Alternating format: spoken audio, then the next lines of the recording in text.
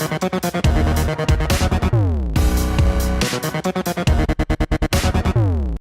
what's up guys? Nick the Informative Fisherman here on behalf of Lucky Tackle Box, and today we're going to be breaking down August is Panfish Box. Let's get started. Okay, so let's crack this bad boy open, see what we got.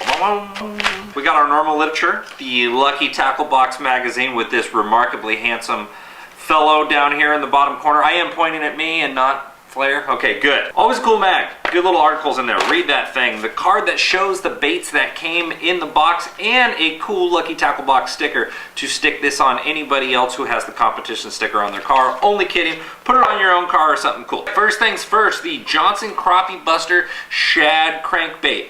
Very, very cool bait. I'm going to go through all these real quick, and then I'm going to give you the full breakdown of how I like to fish them, what gear I want, or what jig heads, or what line. I'll break it all down as I go. Then we have a Slater Jig. It's a fat little jig. It's like a marabou style jig. Pretty cool. They don't have packaging because they come on long strips in the store and you pop them off if you're wondering why the name's not on there. But Slater Jig has been around for a while. Really cool. Lucky Strike swim baits right here. These are yellow.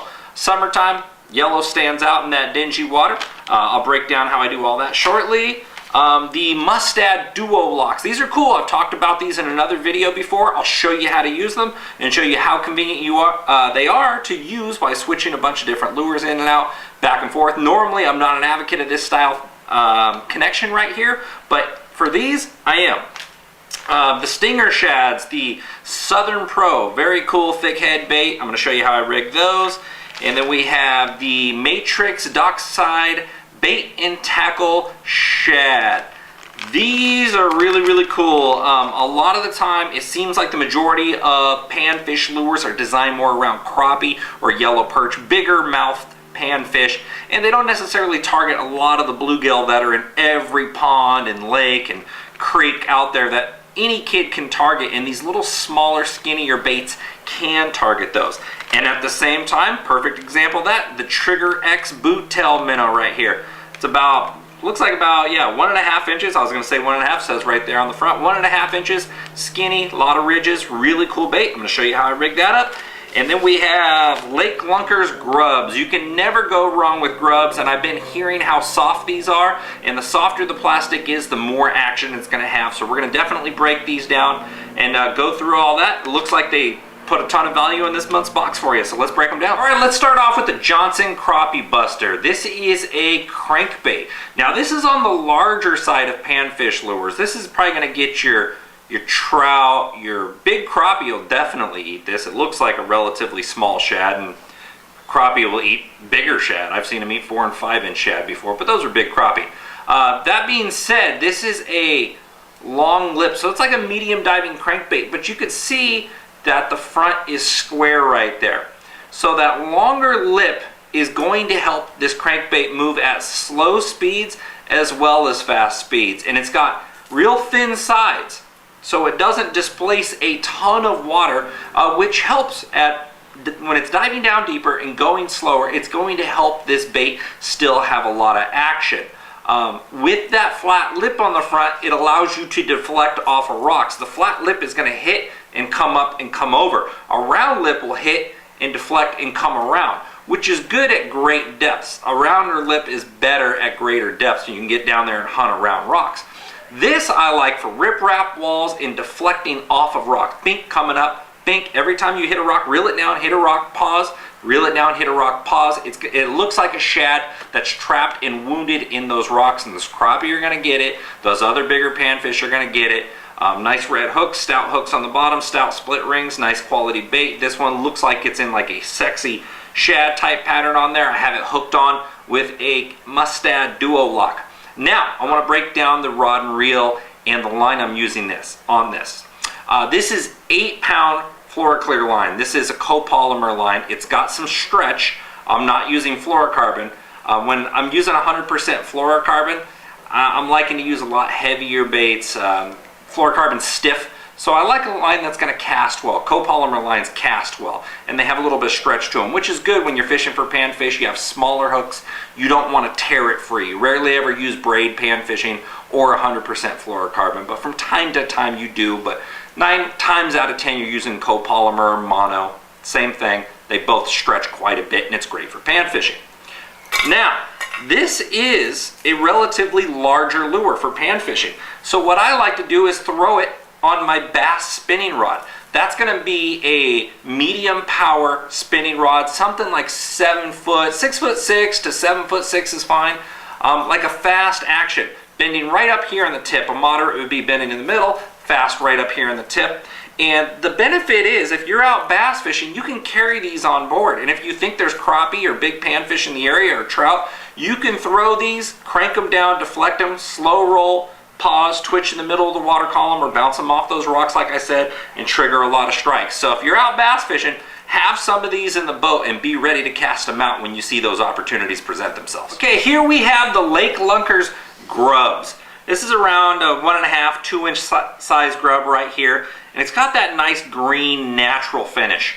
Depending on what color you got, that green natural finish is going to be really good in clear water. Grubs are tried, true, proven panfish, everything bait. I don't care if you're throwing a grub anywhere in the world. I'm not even going to say country, I'm going to say in the world. If you were throwing a 1.5, 2 inch grub like this in a natural color, you are going to catch fish anywhere you go. Pick a spot on the globe and throw a grub, you're going to catch them. Now, what you need to keep in mind, this is August right here. This is the August box. Now, depending on what you're fishing for, a lot of fish move deep in the summer or under heavy cover. When you're throwing a grub, you're not going to push this through heavy cover. You're going to let it more than likely get down deep. So whether you're fishing bluegill, you can fish relatively shallow, and you're going to throw this probably on a 1/32 ounce jig head, 1/16. It's a little bit big for 1/64. I would say a little smaller bait than that would be that size jig head. And if you're fishing deep, 1/8 ounce. An 1/8 ounce jig head's really going to get you down there, and if you really, really want to get down there, fish a 1/4 ounce. Like shell crackers in the summertime are down deep, you're going to want to fish at least an 1/8 ounce to get down there and make sure you're in their face.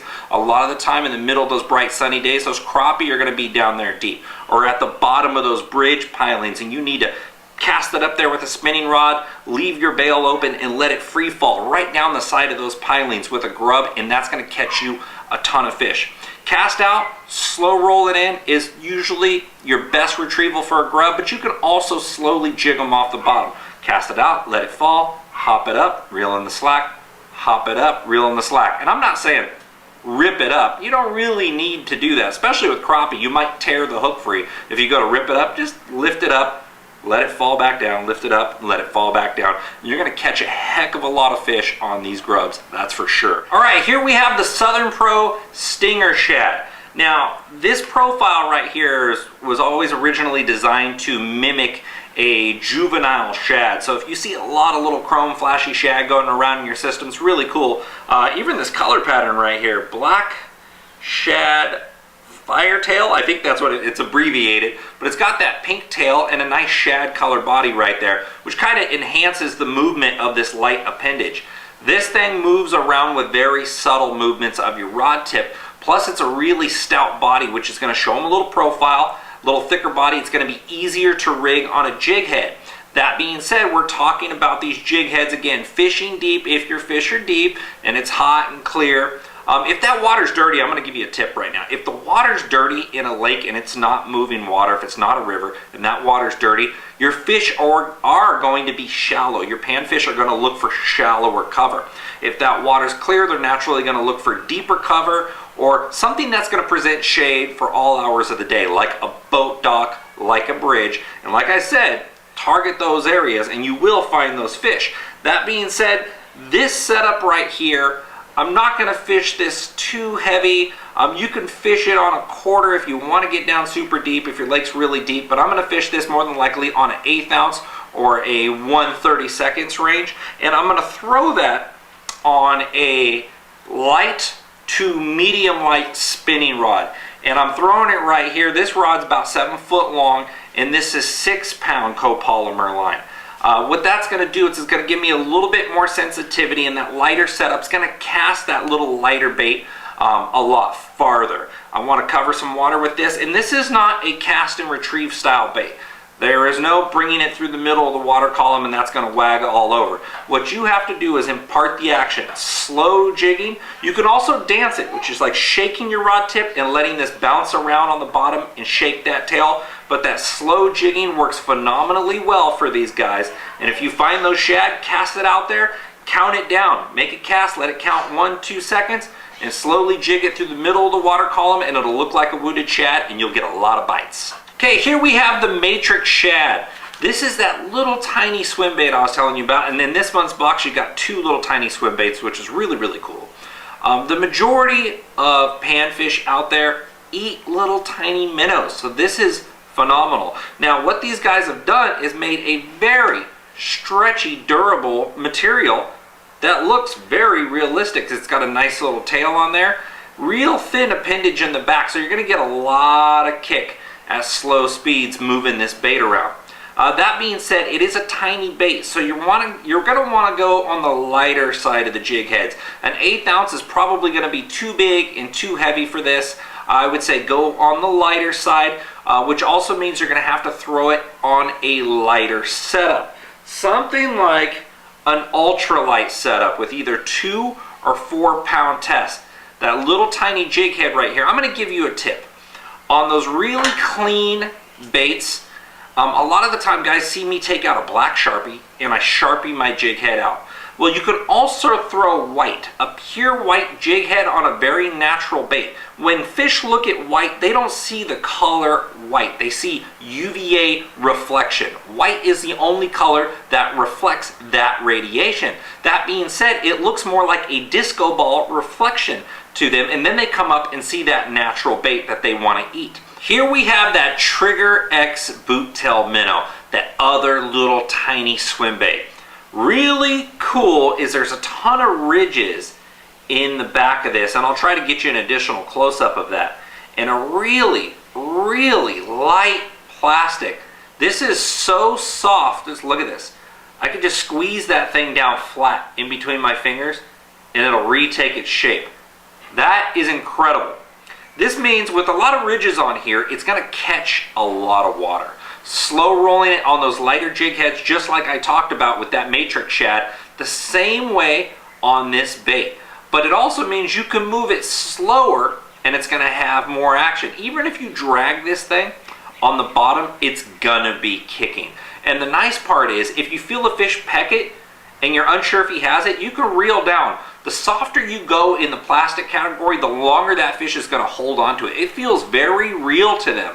And when it's spongy in their mouth, they tend to hang on to a bait for a heck of a lot longer. So that's a really awesome bait that Trigger X is got out there for you guys. So definitely give that bait a lot of time in the water, and I have a feeling you're going to catch a heck of a lot of nice panfish. Okay, here we have that Slater Jig.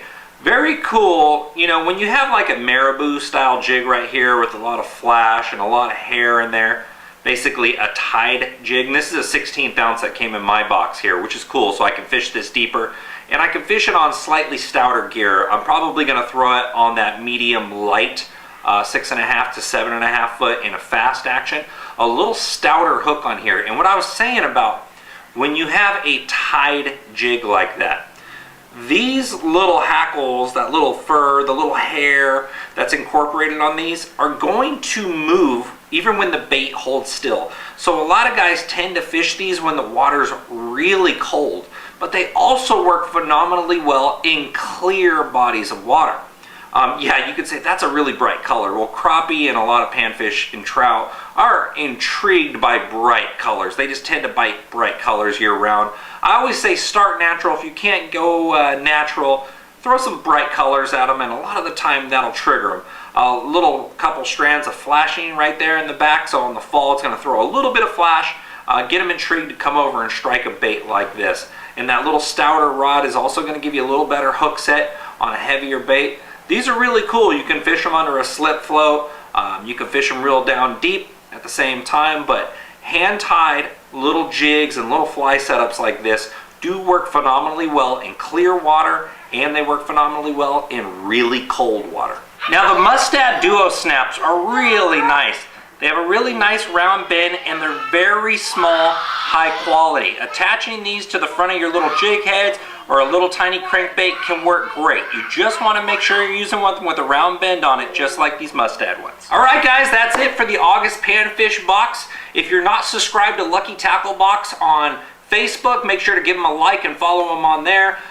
Get signed up for the boxes. We have bass boxes, fly boxes, inshore, bass, you name it. Go check it out at luckytacklebox.com and make sure to subscribe to their YouTube channel as well. Greatly appreciate you guys watching, and we will see you next time.